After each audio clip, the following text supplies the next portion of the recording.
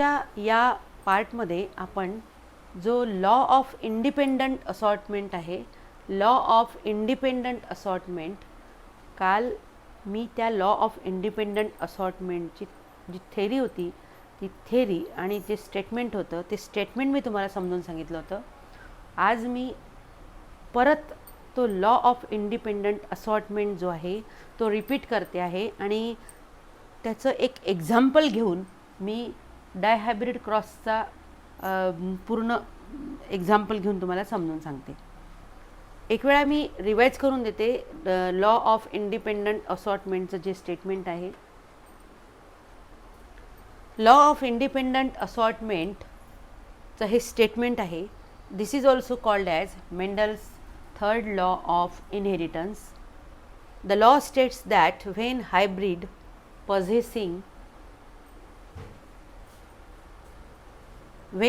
possessing two or more pair of contrasting factors means alleles, when that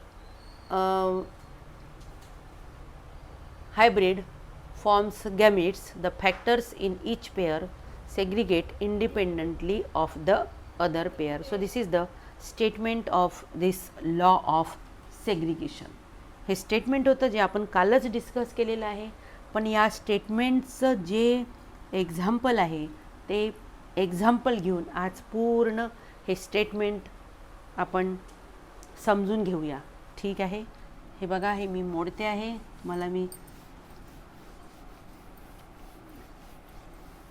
आज हे मला सगळंच मोडावं लागेल कारण जागा जास्त लागणार आहे आज. Law of independent assortment.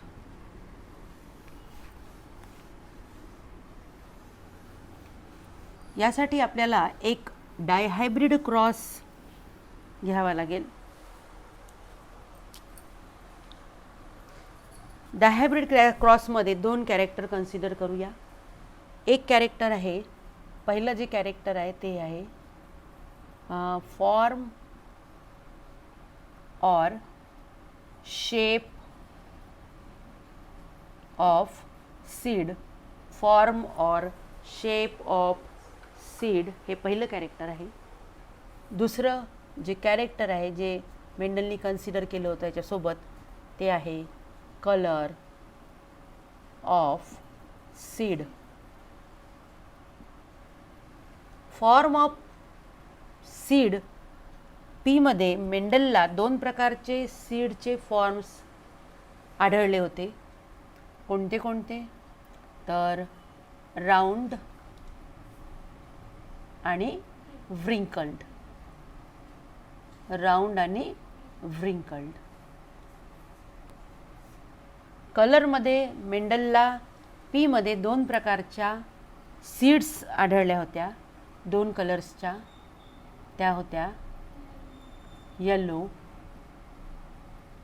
And green.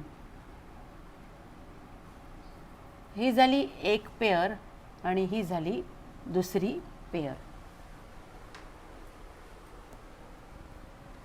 मेंडलनी पीचं एक असं प्लांट सिलेक्ट केलं की ज्या प्लांटमध्ये सीडचा शेप राऊंड होता पण सीडचा कलर येलो होता. मग एक प्लांट असं सिलेक्ट केलं की ज्याच्यामध्ये सीडचा शेप कसा होता, सीडचा शेप होता राऊंड आणि सीडचा कलर कसा होता, येलो. एकाच प्लांटमध्ये हे दोनही कॅरेक्टर त्यांनी, ज्या प्लांटमध्ये दोनही कॅरेक्टर असतील ते प्लांट त्यांनी सिलेक्ट केलं. इथे आपल्याला दिसते आहे की दोन पेअर्स कन्सिडर केलेले आहे. ही एक पेअर, आता दुसरी पेअर. दुसरं जे प्लांट मेंडलनी सिलेक्ट केलं त्या प्लांटमध्ये सीडचा जो शेप होता तो होता व्रिंकल्ड आणि सीडचा कलर होता ग्रीन. असं दुसरं प्लांट आहे. सीडचा शेप व्रिंकल्ड आणि सीडचा कलर ग्रीन.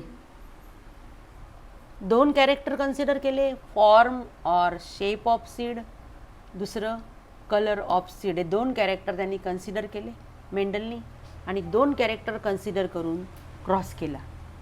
परत एक वेळा बघा, एक प्लांट असं घेतलं पीचं पेरेंट प्लांट, ज्याच्यामध्ये सीडचा शेप राऊंड होता आणि त्याच्या सीडचा कलर येल्लो होता.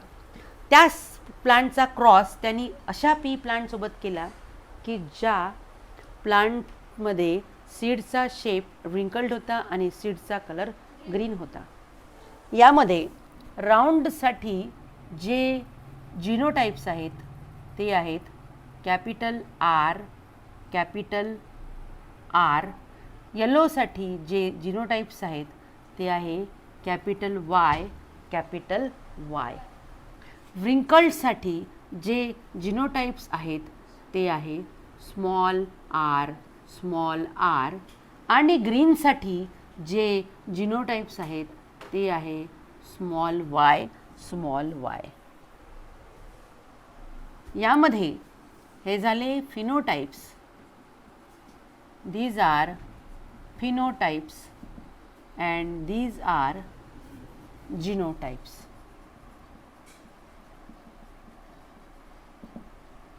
या प्लांटची जी सेल आहे ती मी इथे काढते आहे.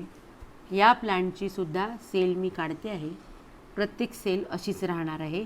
प्रत्येक सेलमध्ये किती पेयर्स आहेत क्रोमोझोमच्या?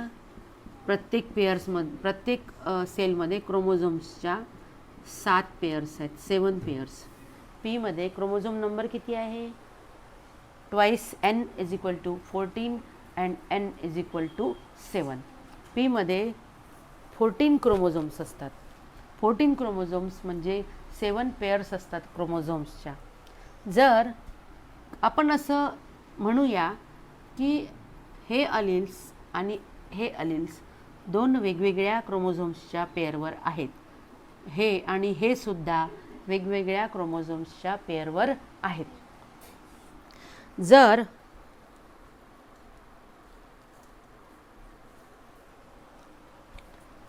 कॅपिटल आर या पेअरवर असतील, कॅपिटल आर, तर इथे या प्लांटच्या सेलमध्ये स्मॉल आर इथे असतील. सेकंड नंबरची पेअर आपण घेतली.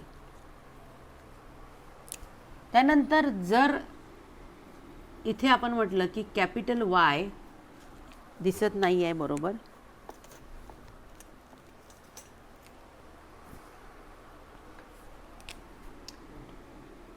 इथे असतील कॅपिटल वाय, तर या प्लांटमध्ये बघा इथे असतील स्मॉल वाय. म्हणजे कलरचा जो जीन आहे, सीड कलरचा जो जीन आहे, तो जर क्रोमोझोमच्या दुसऱ्या पेअरवर असेल, बघा यामध्येही दुसऱ्या पेअरवर आणि यामध्ये सुद्धा दुसऱ्या पेअरवर, म्हणजे प्रत्येक सेलमध्ये, प्रत्येक प्लांटमध्ये, प्रत्येक सेलमध्ये पीच्या जो कलरचा जीन आहे, सीड कलरचा जीन आहे, तो कुठे असणार आहे? सीड कलरचा जीन हा क्रोमोझोमच्या या सेकंड पेअरवरच असणार आहे. मग तो कॅपिटल वाय असो की मग तो कॅपिटल आर असो की मग तो स्मॉल आर असो. कलर नाही, सॉरी, शेपचा जीन आहे हा.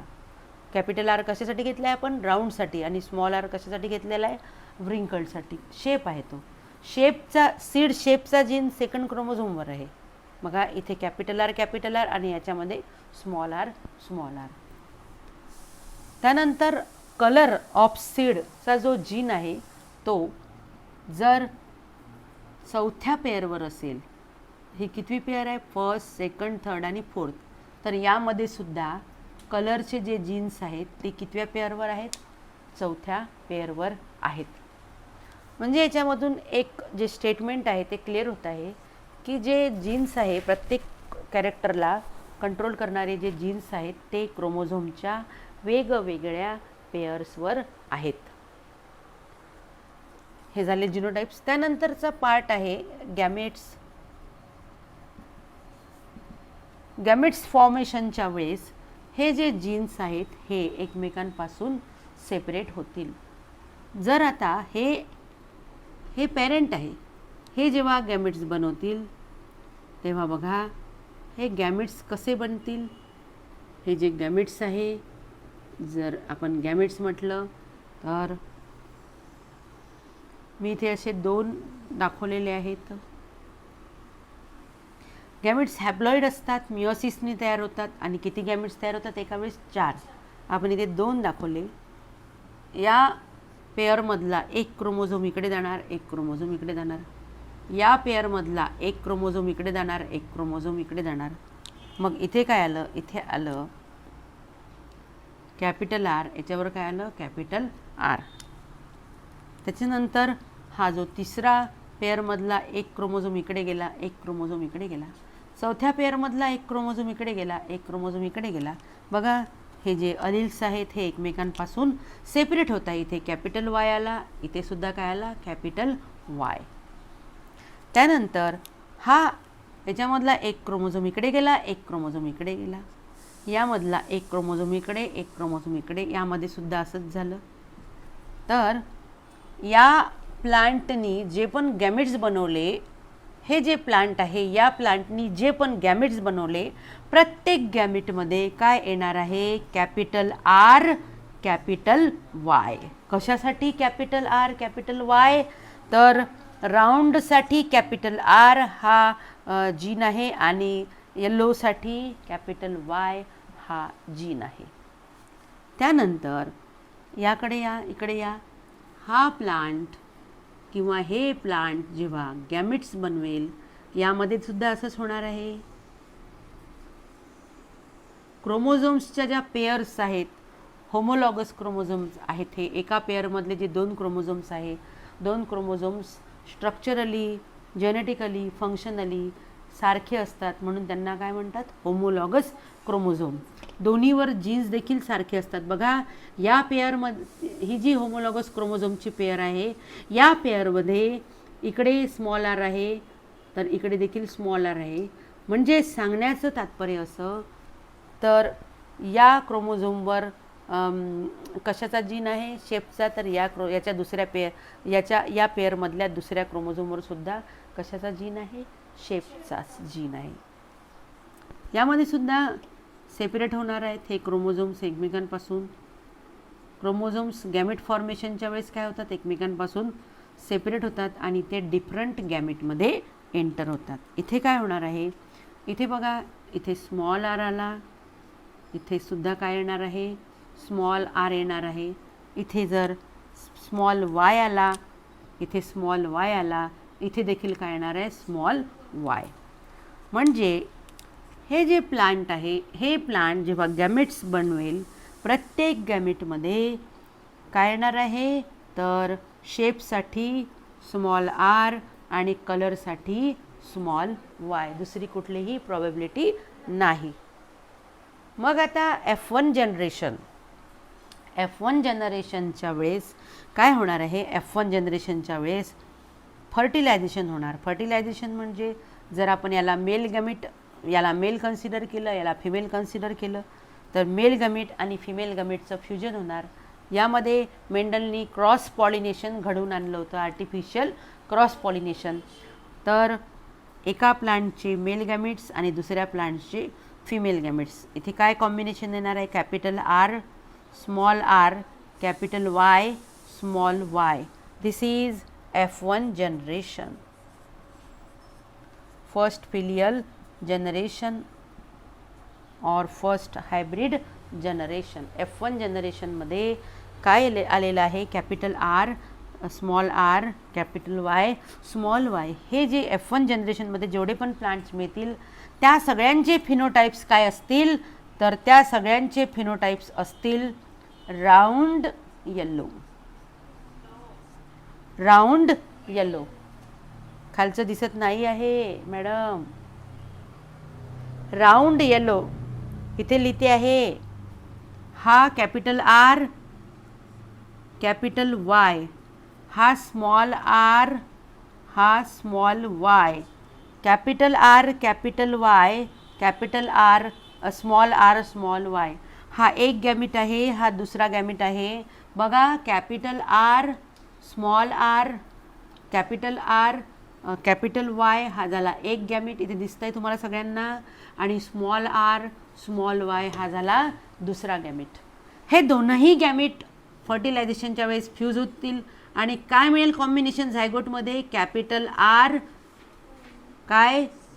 R small R, capital Y small Y. काय कॉम्बिनेशन मिळालं? कॅपिटल आर स्मॉल आर आणि कॅपिटल वाय स्मॉल वाय असं कॉम्बिनेशन मिळालं. Capital R small R, capital Y small Y असं कॉम्बिनेशन मिळालेलं आहे. कोणतं जनरेशन आहे? F1 जनरेशन आहे. F1 जनरेशनमध्ये जे इंडिव्हिज्युअल्स मिळाले, इथे जे दिसत नाही आहे तेच मी इथे काढलेलं आहे. F1 जनरेशनमध्ये जे इंडिव्हिज्युअल मिळाले ते सगळे कसे राहणार आहे? त्यांच्या सीडचा शेप राऊंड राहील आणि सीडचा कलर राहील येलो. सीडचा शेप राऊंड आणि सीडचा कलर येलो. इथपर्यंत तर बरोबर आहे. आता याच्यानंतर सुरू होतो आहे लॉ ऑफ इंडिपेंडंट असॉर्टमेंट. जरा लक्ष द्या. बघा पेरेंटल जनरेशनमध्ये काय आहे? राऊंडसोबत येलो आहे आणि व्रिंकल्डसोबत ग्रीन आहे. F1 जनरेशनमध्ये आपल्याला काय मिळालं? पेरेंटल कॉम्बिनेशन मिळालं, राऊंड येलो. बघा याचे जरी जिनोटाइप्स वेगळे असतील तरी याचे जे फिनोटाइप्स आहे ते एक्झॅक्टली या पॅरेंटसारखे आहेत. म्हणजे हेच कॉम्बिनेशन F1 जनरेशनमध्ये मिळालं. म्हणजे काय हे स्टेबल कॉम्बिनेशन आहे का? नाही. हे स्टेबल कॉम्बिनेशन आहे का? नाही. म्हणजे जर सीडचा शेप राऊंड राहिला तर त्या सीडचा कलर येलोच राहील का? किंवा सीडचा शेप रिंकल्ड असला तर सीडचा कलर ग्रीनच राहील का? असंच राहील का प्रत्येक वेळेस? तर असं नाही. बघा या कॅरेक्टरचं इनहेरिटन्स हे याच्यावर अवलंबून नाही आहे, तर या कॅरेक्टरचं इनहेरिटन्स याच्यावर अवलंबून नाही आहे. हे चार जरी आपल्याला ट्रेट दिसत असेल, हे चारही जे ट्रेट्स आहे F2 जनरेशनमध्ये इंडिपेंडंटली काय होतात? इनहेरिट होतात. आणि म्हणूनच त्याला म्हणतात लॉ ऑफ इंडिपेंडंट असॉर्टमेंट. आणि म्हणून आपल्याला आता F2 जनरेशन काढावं लागेल. आपण F2 जनरेशन आता काढू. नेक्स्ट आपला जो टॉपिक आहे, नेक्स्ट टॉपिक नाही, टॉपिक तर तोच आहे. नेक्स्ट जो पॉईंट आहे आपण काढूया प्युनेट स्क्वेअर किंवा चेकर बोर्ड मेथडनी F2 जनरेशन. F2 जनरेशन काढण्यासाठी मेंडलनी काय केलं होतं?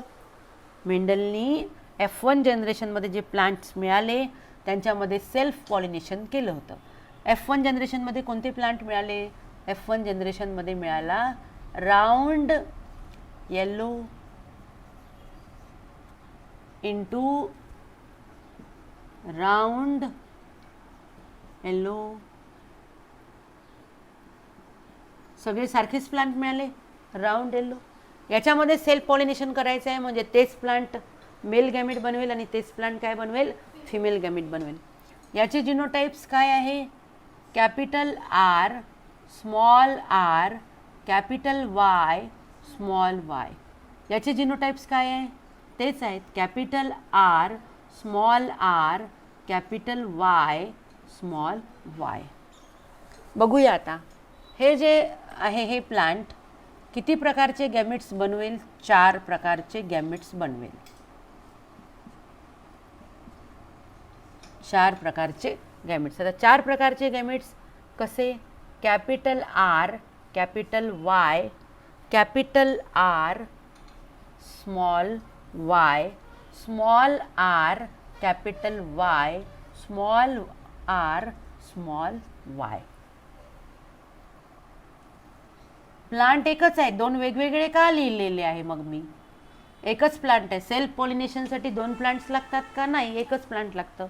त्याच प्लांट्सचे मेल गॅमिट्स त्याच प्लांटच्या फिमेल गॅमिटवर फिमेल गॅमिटसोबत फ्यूज होणार आहे. पण मेल गॅमिट्स 4 प्रकारचे बनतील आणि फिमेल गॅमिट्ससुद्धा 4 प्रकारचे बनतील. फिमेल गॅमिट्स किती प्रकारचे बनतील? Capital R, capital Y, capital R small Y, small R capital Y आणि स्मॉल आर स्मॉल वाय. काय झालेलं आहे?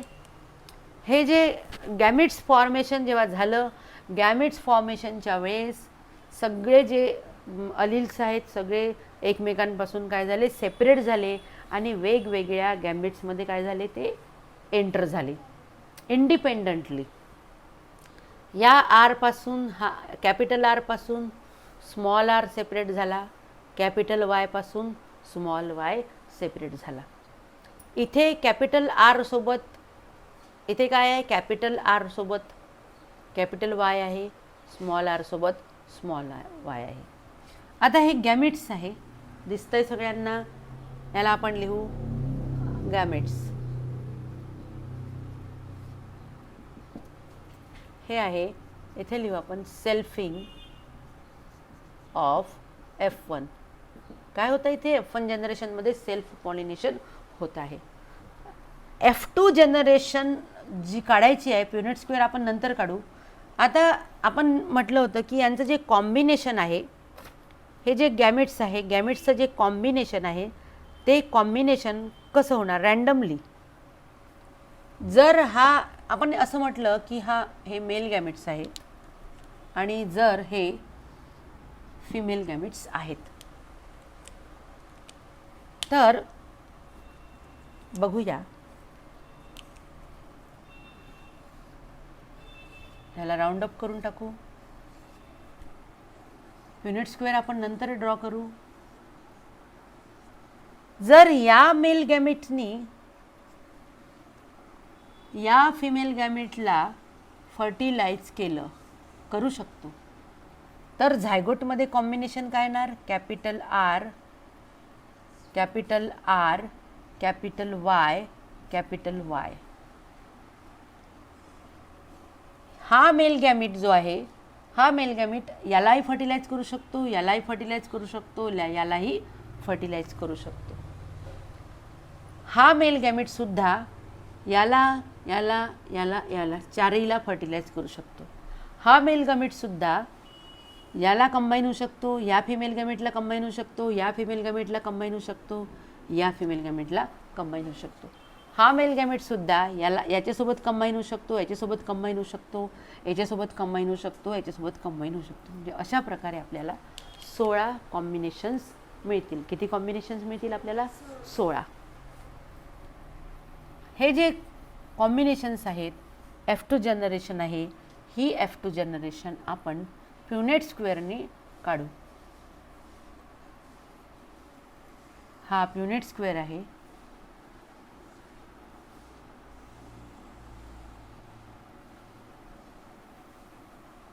प्युनेट स्क्वेअरमध्ये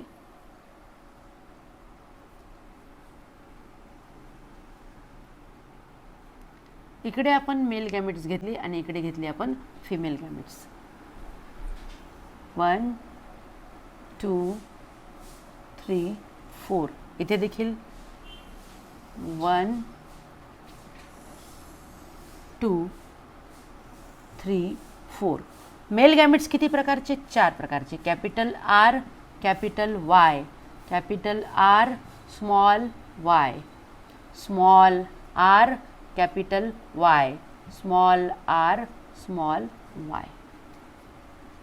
capital R capital Y capital R small Y small R capital Y small R small Y.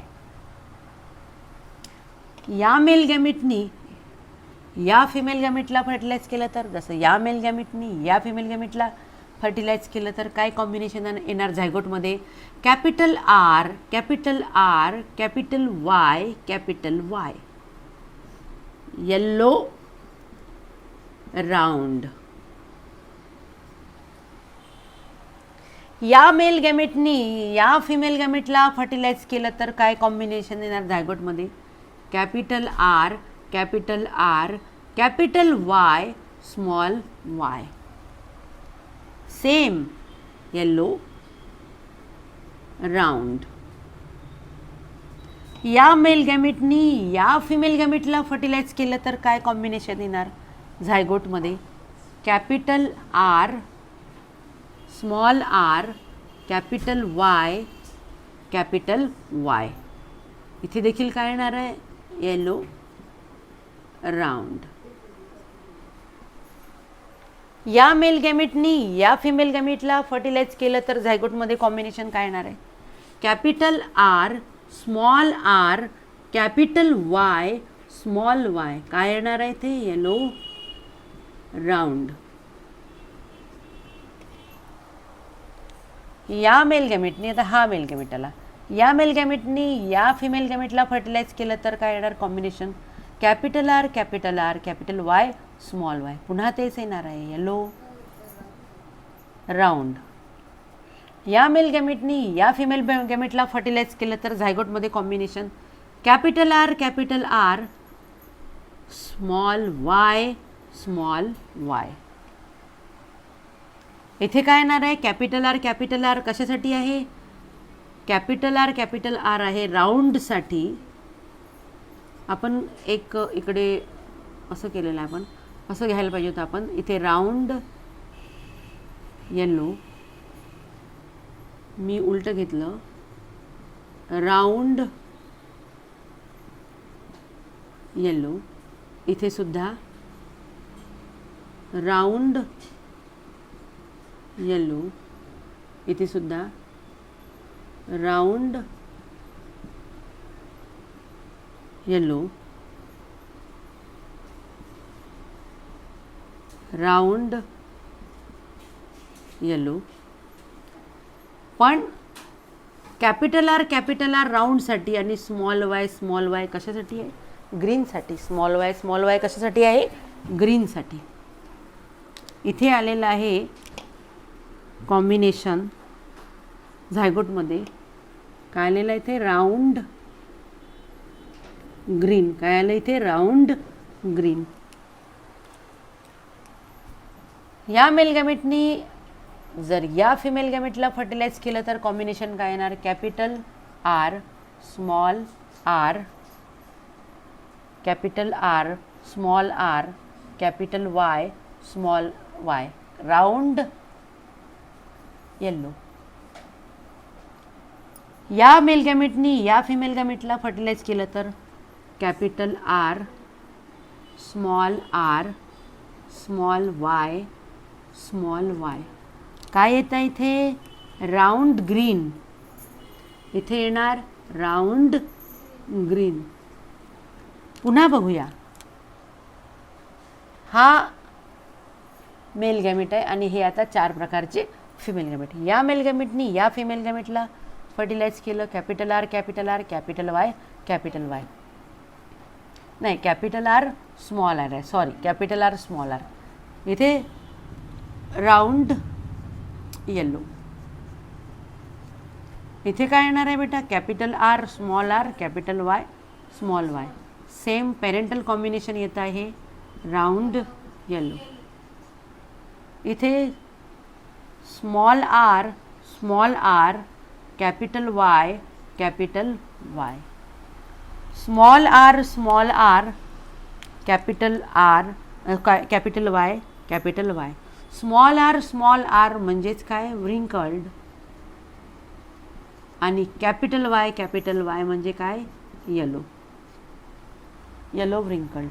Green कलरनी मी जे दाखवत आहे ते नवीन combination आहे, रेड कलरनी जे दाखवत आहे ते सुद्धा नवीन कॉम्बिनेशन आहे, पेरेंटल कॉम्बिनेशन ते नाहीत. या मेल गॅमेटनी या फिमेल गॅमेटला फर्टिलाइज केलं तर, म्हणजेच या मेल गॅमेटनी या फिमेल गॅमेटला फर्टिलाइज केलं तर काय येणार आहे, स्मॉल आर आणि कॅपिटल वाय स्मॉल वाय. इथे देखील येणार आहे व्रिंकल्ड ग्रीन, नाही सॉरी, कॅपिटल वाय ना, व्रिंकल्ड येलो. आता हा मेल गॅमेट आहे, हा मेल गॅमेट या 4ही फिमेल गॅमेटला फर्टिलाइज करू शकतो. इथे येणार आहे capital R small R, capital letter पहिले घ्यायचे, कॅपिटल वाय स्मॉल वाय. इथे येणार येलो राऊंड. इकडे बघा, या म्हणजे हा सुरू आहे ना, इकडे capital R small Y capital R small R आला, इथे येणार आहे राऊंड येणार आहे. आणि स्मॉल वाय कशासाठी आहे? ग्रीनसाठी. कॅपिटल आर आला, स्मॉल आर आला, कॅपिटल आर डॉमिनंट आहे, राऊंडच येणार आहे. पण स्मॉल वाय आला, काय येणार आहे इथे? ग्रीन. नेक्स्ट इथे small R capital Y, small R जर आला तर इथे येतं व्रिंकल्ड. आणि कॅपिटल वाय स्मॉल वाय आला, इथे येणार येलो, व्रिंकल्ड येलो. नेक्स्ट लास्टवालं काय? याला फर्टिलाइज केलं तर स्मॉल आर स्मॉल वाय हे होणार आहे. स्मॉल आर म्हणजे काय? व्रिंकल्ड. आणि स्मॉल वाय म्हणजे काय? ग्रीन.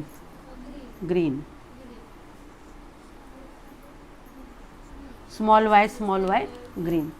हा आपला डायहायब्रिड क्रॉस कंप्लीट झाला. रिपीट केला मी, याच्या आधी पण मी तुम्हाला एक वेळा डायहायब्रिड क्रॉस पूर्णतः शिकवलेला आहे. परत मी तुम्हाला लॉ ऑफ पुन्हा जो आहे तो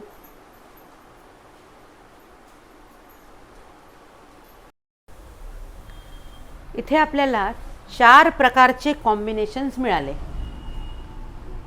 तर पहिलं कॉम्बिनेशन आपल्याला मिळालेलं आहे राऊंड येलो. हे पहिलं कॉम्बिनेशन मिळालं. नंतरचं कॉम्बिनेशन जे आहे ते आहे राऊंड ग्रीन. नंतरचं कॉम्बिनेशन आहे राऊंड ग्रीन. त्यानंतर आपल्याला मिळालेलं आहे व्रिंकल्ड. आपल्याला नाही मिळालं, ते मेंडलला मिळालं होतं. Wrinkled yellow. आणि शेवटचं आहे व्रिंकल्ड ग्रीन. आणि आपण याच्यामध्ये मोजले तर तुम्हाला मुद्दामून मी कलर वेगवेगळे वापरलेले आहे. राऊंड येलो 9 आहेत, राऊंड ग्रीन 3 आहेत, व्रिंकल्ड येलो 3 आहेत आणि व्रिंकल्ड ग्रीन 1 आहे. Round green 3, wrinkled yellow 3 and wrinkled green 1 आणि बाकी सगळेचे ब्लॅकमध्ये ते 9 काय आहे? Round yellow. Law of independent assortment आता याच्यावरून सिद्ध झाला. कसं सिद्ध झाला? की पेरेंटल कॉम्बिनेशन काय होते? पेरेंटल कॉम्बिनेशन होता राऊंड येलो आणि व्रिंकल्ड ग्रीन. म्हणजे राऊंडसोबत येलो आणि व्रिंकल्डसोबत ग्रीन. पण F2 जनरेशनमध्ये व्रिंकल्डसोबत येलो आलेलं आहे, राऊंडसोबत ग्रीन आलेलं आहे. बघा पेरेंटल कॉम्बिनेशन काय होतं? पेरेंटल कॉम्बिनेशन 2 प्लांट्स घेतले होते, राऊंड येलो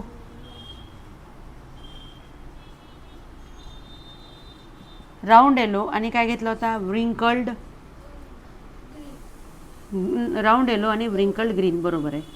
म्हणजे राऊंडसोबत येलोच राहील का नेहमीसाठी, किंवा व्रिंकल्डसोबत ग्रीनच राहील का? ज्या झाडाची सीड राऊंड आहे त्या झाडाची सीडचा कलर येलोच राहील का? किंवा ज्या झाडाची सीड व्रिंकल्ड आहे त्या झाडाच्या सीडचा कलर ग्रीनच राहील का? असं नाही. इंडिपेंडंटली हे कॅरेक्टर नेक्स्ट जनरेशनमध्ये काय होतात? इनहेरिट होतात. जसं राऊंडसोबत काय आलेलं आहे? राऊंडसोबत व्रिंकल्ड आलेलं आहे. राऊंडसोबत व्रिंकल्ड नाही, राऊंडसोबत ग्रीन आलेलं आहे आणि येल्लोसोबत काय आलेलं आहे? व्रिंकल्ड. हे कॉम्बिनेशन मिळालेलं आहे आपल्याला F2 जनरेशनमध्ये. आणि हे सुद्धा कॉम्बिनेशन F2 जनरेशनमध्ये मिळालेलं आहे. नवीन कॉम्बिनेशन मिळाले. याचा अर्थ काय की येलो आणि राऊंड आणि येलो हे जे 2 ट्रेट्स आहेत ते सेपरेटली इनहेरिट झाले. आणि हे सुद्धा 2 ट्रेट्स जे आहे ते काय झालेले? सेपरेटली इनहेरिट झाले. याचं इनहेरिटन्स याच्यासोबत होत नाही, याचं इनहेरिटन्स याच्यासोबत होत नाही. ते इंडिपेंडंटली नेक्स्ट जनरेशनमध्ये काय होतात? ते इनहेरिट होतात.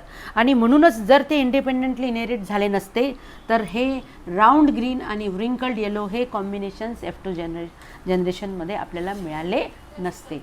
मेंडलनी हा डायहायब्रिड क्रॉस केला आणि याच्यावरूनच त्यांनी हे जे प्रिन्सिपल आहे, हा जो लॉ आहे तिसरा, कोणता law? Mendel's third law of inheritance, ज्याला म्हणतात लॉ ऑफ इंडिपेंडंट असॉर्टमेंट हा लॉ त्याच्या त्या जे काही प्रिन्सिपल आहे मेंडलचं त्याच्यावरून हा तयार करण्यात आला, लॉ ऑफ इंडिपेंडंट असॉर्टमेंट. तर अशा प्रकारे आपला हा आज कंप्लीट झालेला आहे लॉ ऑफ इंडिपेंडंट असॉर्टमेंट.